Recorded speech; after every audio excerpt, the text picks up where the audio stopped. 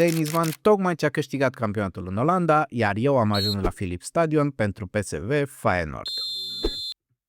Am plecat de la hotel direct la statuia lui Fritz Philips, una dintre personalitățile emblematice care au marcat istoria echipei. Auzisem că ăsta ar fi punctul de întâlnire a celor din galerie și că de acolo ar pleca cu toții spre stadion. Am plecat spre stadion, dar singur, pentru că nu era nimeni acolo, așa că nu vă mai faceți research-ul cu ChatGPT. Philips Stadion este aproape în mijlocul orașului și este foarte ușor accesibil, ceea ce reprezintă o raritate din punct de vedere poziționare pentru un stadion.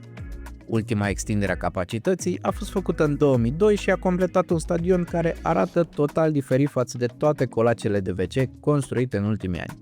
Îl mai luasem deja la ture cu o zi înainte și am rămas la fel de impresionat chiar și în ziua meciului.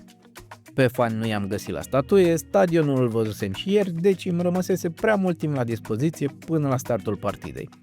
Am acoperit rapid golul, prima dată cu un furș corect și o mini-bere, iar ulterior m-am dus în fanzonul din fața stadionului, unde am mâncat acest crocchetto sandwich care nici nu știu ce conținea, doar că n-a fost ce trebuia. M-am îndreptat spre porți, iar tu bănuiesc că ai auzit deja că